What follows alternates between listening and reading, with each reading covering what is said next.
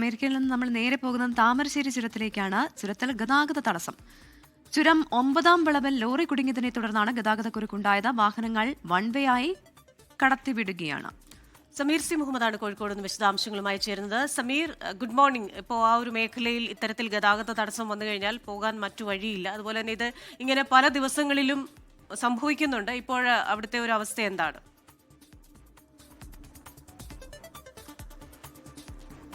Very good morning Christina, Pravitha. Thamarassery ചുരത്തിൽ ഗതാഗത കുരുക്ക് രൂക്ഷമാണ്. ഇന്ന് പുലർച്ചെ 1 മണിയോട് കൂടിയാണ് ഒരു ലോറി അവിടെ കേടായത്. 9-ാം വളവിലാണ് ലോറി കേടായത്.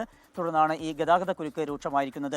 ഇപ്പോൾ ചെറിയ വാഹനങ്ങൾ കടത്തിവിടുന്നുണ്ട്. അത് തന്നെ വൺ വേ ആയാണ് കടത്തിവിടുന്നത്. മൾട്ടി ആക്സിൽ വാഹനങ്ങൾക്ക് തന്നെ കെട്ടിക്കിടക്കുകയാണ്. ഇപ്പോൾ 4-ാം വളവ് വരെയാണ് ഈ വിധത്തിലുള്ള ഗതാഗത കുരുക്ക് രൂക്ഷമായിരിക്കുന്നത്.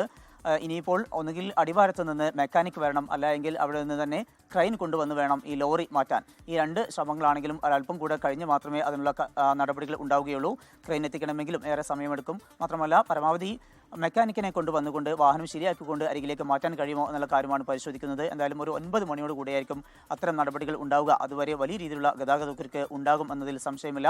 പരമാവധി ആ വഴി കടന്നു പോകുന്ന ഭക്ഷണവും അതുപോലെ തന്നെ വെള്ളമൊക്കെ കയ്യിൽ വെക്കണം എന്നുള്ള നിർദ്ദേശം കൂടി ചുരം വളണ്ടിയേഴ്സും അതുപോലെ തന്നെ പോലീസും ഒക്കെ അത്തരമൊരു നിർദ്ദേശം കൂടി നൽകുന്നുണ്ട്. നമുക്കറിയാം, ഇപ്പോൾ വളവിൻ്റെയൊക്കെ വീതി കൂട്ടുന്ന നടപടികൾ ആരംഭിച്ചിട്ടുണ്ട്. ചുരത്തിലെ വലിയ ഗതാഗത കുരുക്ക് ഒഴിവാക്കുന്നതിന് വേണ്ടിക്കൊണ്ടാണ് അത്തരം നടപടികൾ ആരംഭിച്ചിരിക്കുന്നത്. അതിൻ്റെ ഭാഗമായിക്കൊണ്ട് ചുരത്തിലെ 6-ാം വളവ് വരെയുള്ള ഭാഗങ്ങളിൽ മരങ്ങൾ മുറിച്ചു മാറ്റുന്നുണ്ട്.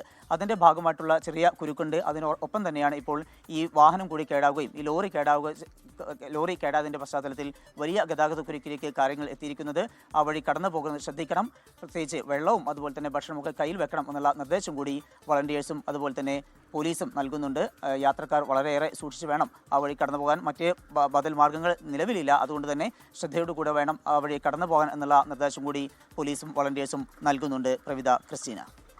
സമീർ സി മുഹമ്മദാണ് കോഴിക്കോട് നിന്ന് വിശദാംശങ്ങളുമായി ചേർന്നത്. അതുവഴി കടന്നു പോകുന്നവർ അത്യാവശ്യത്തിനുള്ള ഭക്ഷണവും വെള്ളവും ഒക്കെ കരുതിക്കൊണ്ട് വേണം കടന്നു പോകാൻ. മാത്രമല്ല, ചുരത്തിലെ ഈ ഗതാഗത തടസ്സം അത് പുതിയ വാർത്തയല്ല. മിക്കവാറും ഇങ്ങനെ പ്രശ്നങ്ങൾ ഉണ്ടാവാറുണ്ട്. അപ്പം ഇന്ന് യാത്ര ചെയ്യുന്നവർ പ്രത്യേകം ശ്രദ്ധിക്കുക. അവിടെ ഒരു ഗതാഗത തടസ്സമുണ്ട്.